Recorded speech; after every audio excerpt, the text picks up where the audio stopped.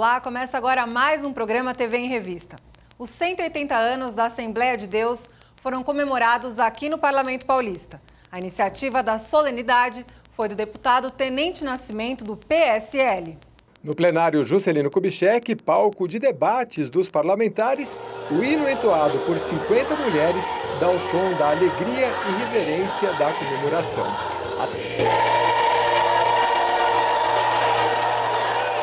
108 anos nascia na cidade de Belém, a que viria a ser a maior denominação evangélica do Brasil. Hoje nós temos a oportunidade de aqui estar apresentando esta solene com o Ministério do Ipiranga, através do pastor Alcides Fávaro, que é hoje o presidente desse ministério.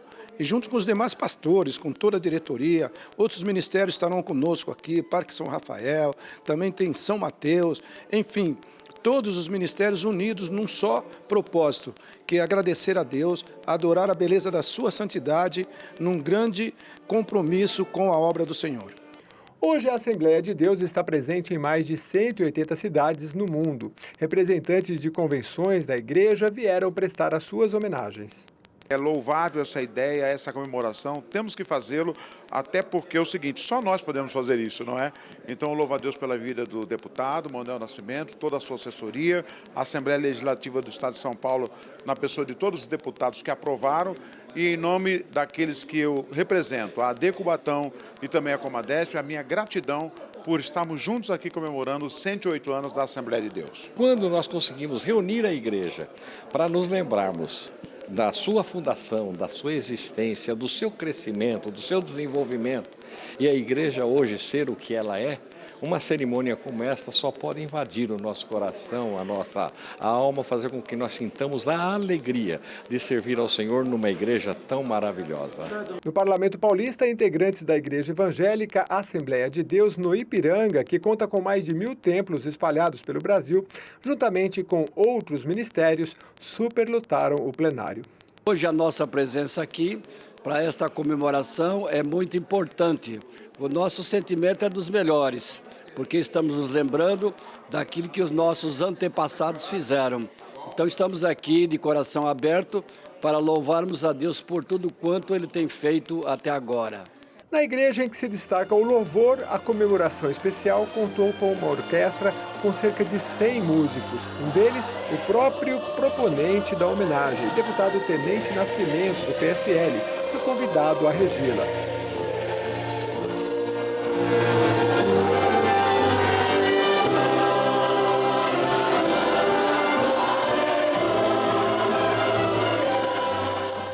O canto infantil do cantor Cauê representou as crianças.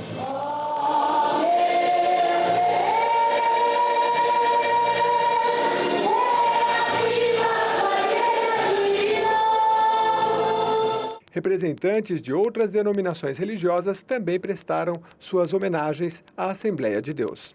Essa história bonita que começou lá com 2 missionários, e veja aí que a Assembleia de Deus se tornou uma grande nação, como Deus prometeu para Abraão, de ti farei uma grande nação, e isso se cumpriu na vida da Assembleia de Deus. Na comemoração foram homenageados pastores e missionárias, que se destacaram. Senhora Dilean dedica boa parte de seu tempo ao ensinamento bíblico dos jovens. Há muito tempo, que eu venho trabalhando com os adolescentes, com os jovens, e é muito gratificante, a gente poder estar ajudando os jovens, nos dias atuais. É tanta coisa que acontece e a gente poder estar ajudando, os jovens da nossa igreja é um prazer muito grande. Pessoas com necessidades especiais lutam por garantia de direitos. Elas temem por retrocesso após decisão do governo federal de acabar com os conselhos representantes dos portadores de deficiência. Joca Oliveira é coordenadora adjunto da Fraternidade das Pessoas com Deficiência na capital paulista. A instituição dá apoio social e jurídico a quem precisa e leva as demandas desta população ao poder público. Ele veio à Assembleia Legislativa para participar de uma reunião que discute o decreto presidencial que extingue, a partir do dia 28 de junho, colegiados ligados à administração federal, inclusive o CONAD, o Conselho Nacional dos Direitos da Pessoa com Deficiência. A justificativa do governo para a medida é corte de gastos.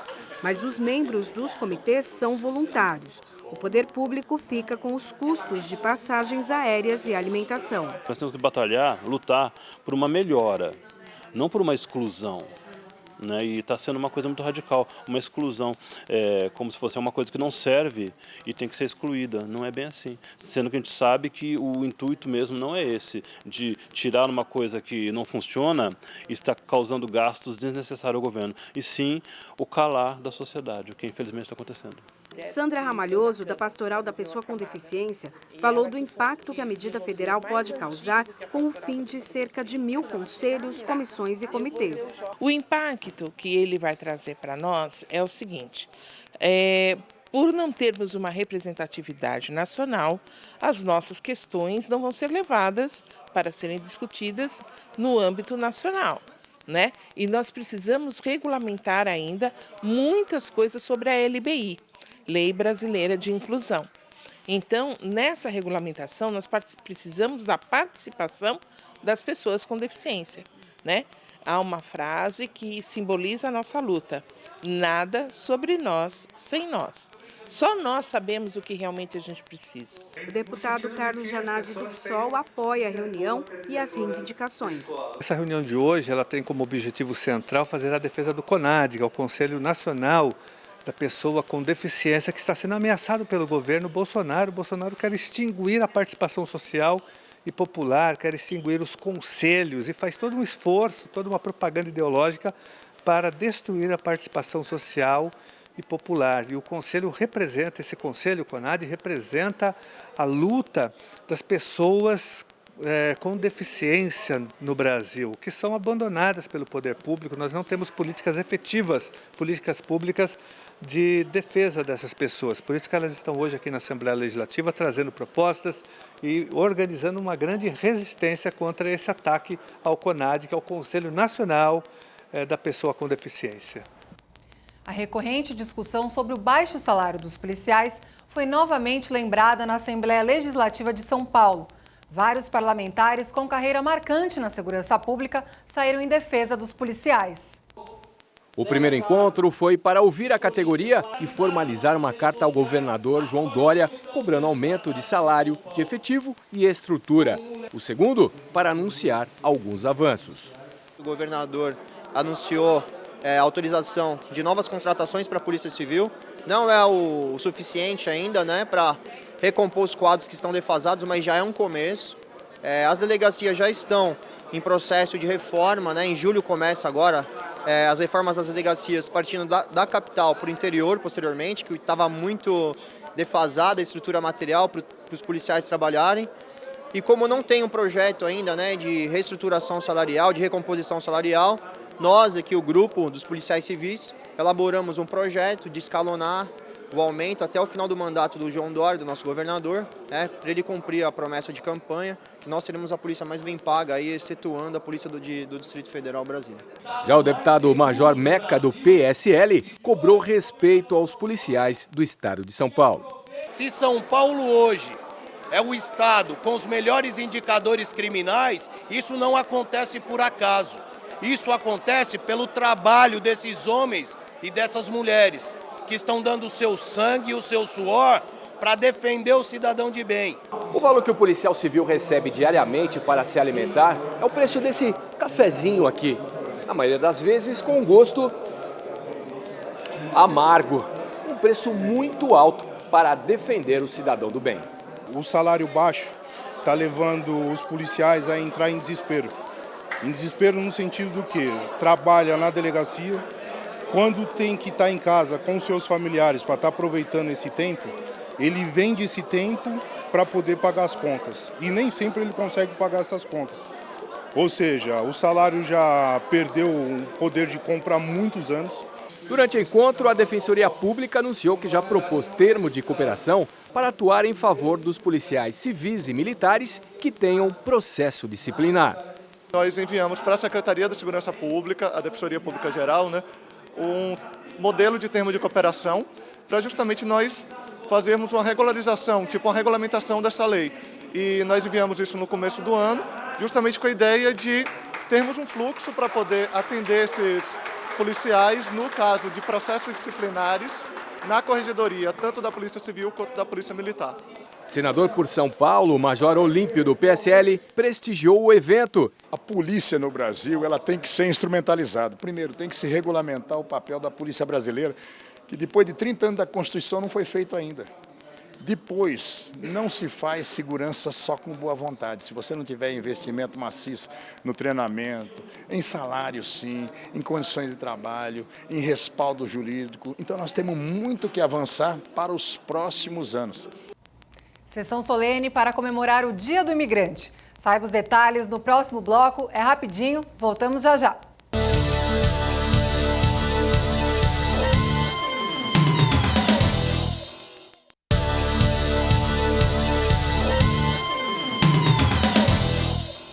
Uma São Paulo construída por muitas línguas e inúmeros sotaques. A Assembleia Legislativa realizou no auditório Juscelino Kubitschek uma sessão solene para comemorar o Dia do Imigrante. A iniciativa foi do deputado Roque Barbieri, do PTB. Ao som da boa música apresentada pelo maestro Robson Miguel, descendente de índios e negros, a brasilidade foi apresentada no plenário Juscelino Kubitschek.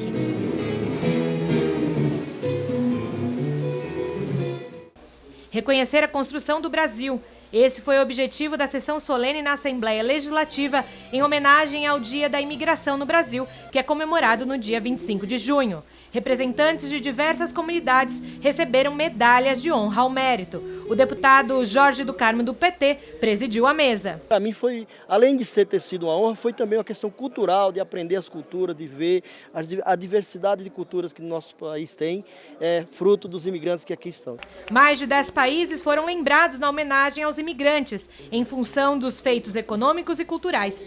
A comunidade oriental e a mexicana receberam destaques no encontro. E nós ficamos muito honrados em cada vez encontrar mais espaços, mais janelas, onde essa presença possa ser reconhecida e também eles possam colaborar para o crescimento do São Paulo, do estado de São Paulo, do Brasil.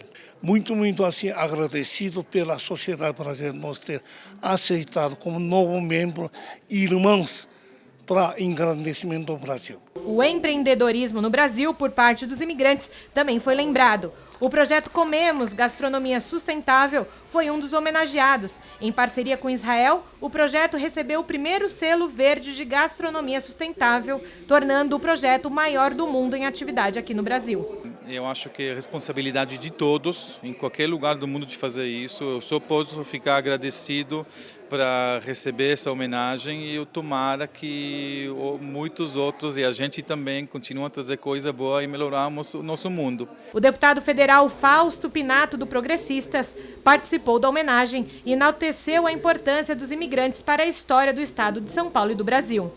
Muitos ainda cultuam a sua cultura, mas também tem a nossa cultura brasileira em seus corações pelas suas gerações que já estão aqui, já são abrasileiradas, vamos dizer assim, e que de certa forma mantêm um laço carinhoso e afetivo com o Brasil e com o seu país de origem. A Companhia Ambiental do Estado de São Paulo apresentou na Assembleia seu plano de ação e projetos. Segundo a CETESB, caiu o número de municípios que precisam de investimentos no saneamento básico. Patrícia Iglesias assumiu a presidência da CETESB em janeiro deste ano. A agência do governo é responsável pelo controle, fiscalização, monitoramento e licenciamento de atividades geradoras de poluição. Também tem o compromisso de preservar e recuperar a qualidade das águas, do ar e solo. Segundo Patrícia Iglesias, só neste ano, 5 dos 365 aterros no estado foram interditados por irregularidades. Caiu o número de municípios que precisavam de tratamento de esgoto domiciliar no estado de São Paulo. De 96 municípios em 2011 para 40 em 2018. A CETESB economizou neste ano 13 milhões de reais que foram investidos em tecnologia. O foco é tirar recursos de uma determinada área que talvez não esteja precisando naquele momento e levar para uma outra área. Isso, no fundo, é gestão.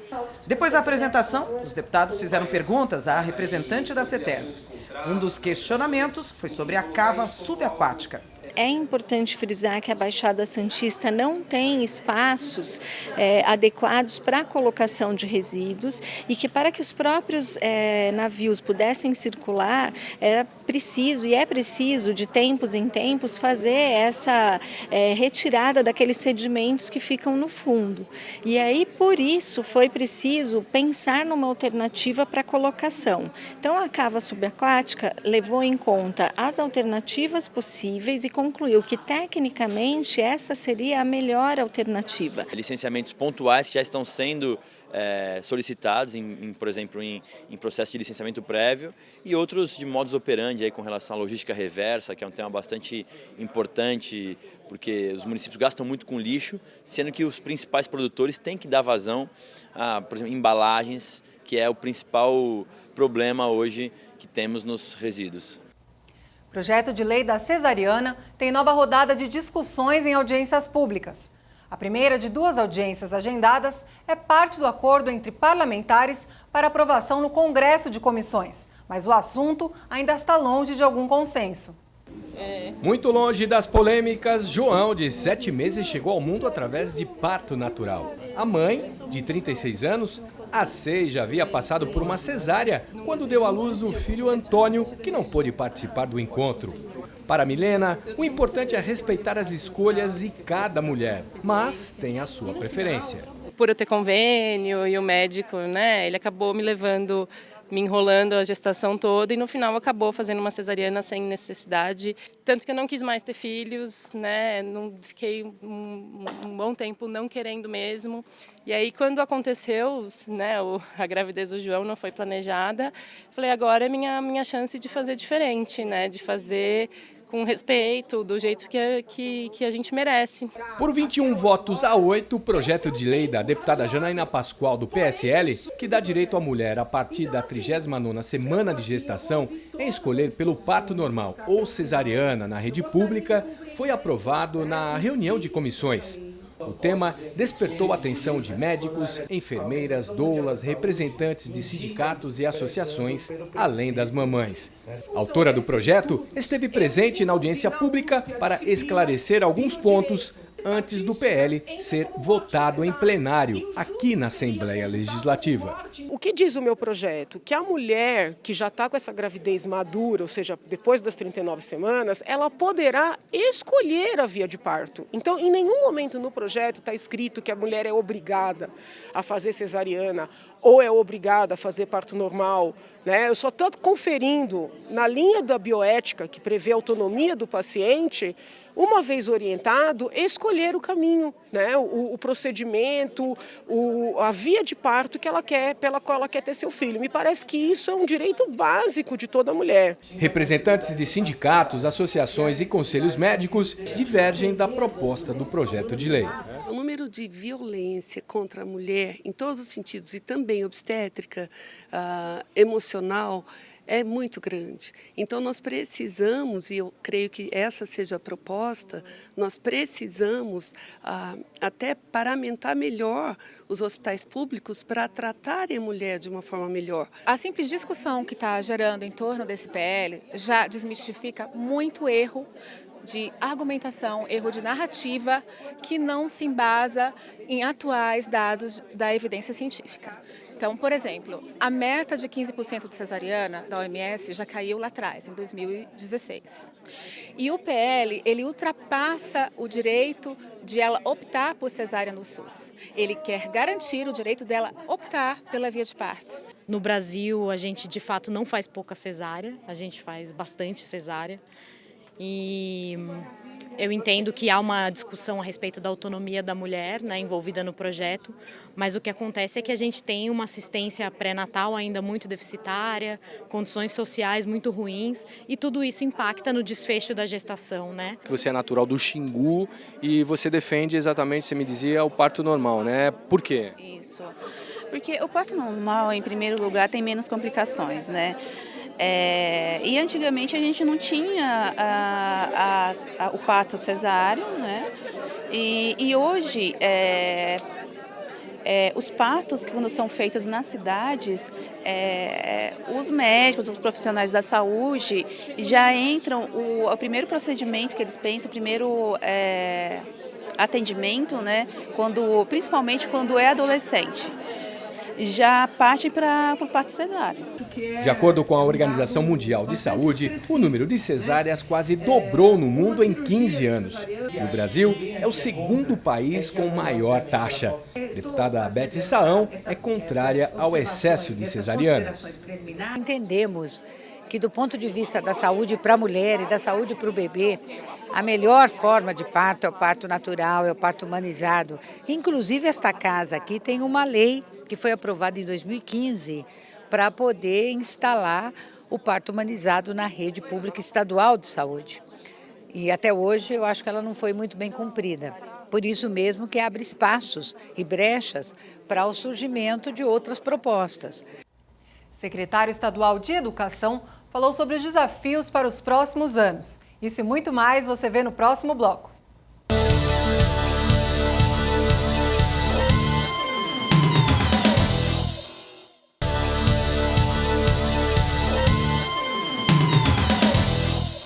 A Comissão de Educação da Assembleia Legislativa de São Paulo recebeu o secretário estadual de Educação.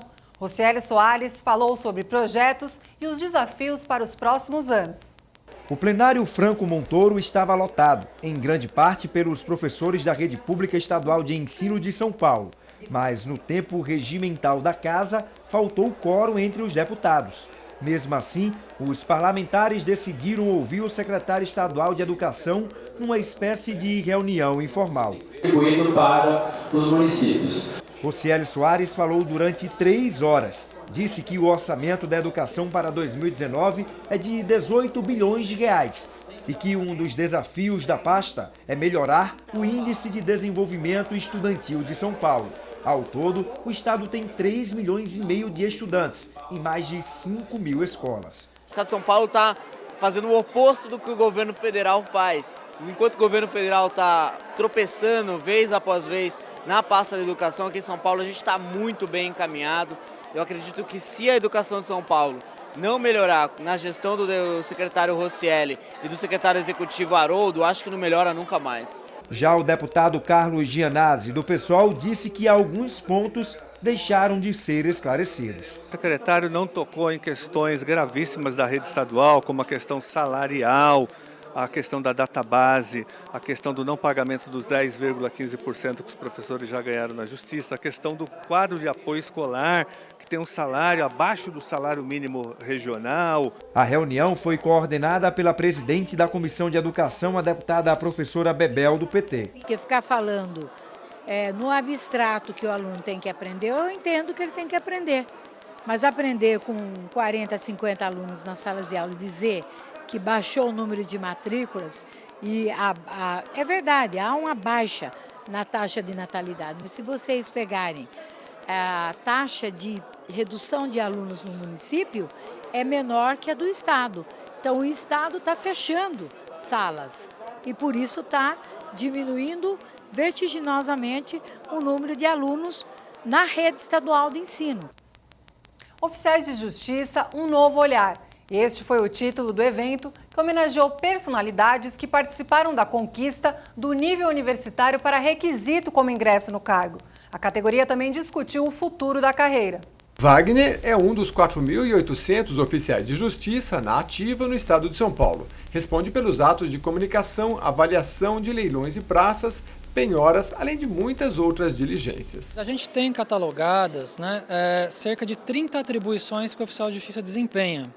Entre elas, várias que têm impacto direto na vida das pessoas. Por exemplo, o cumprimento de afastamentos e medida protetiva da Lei Maria da Penha.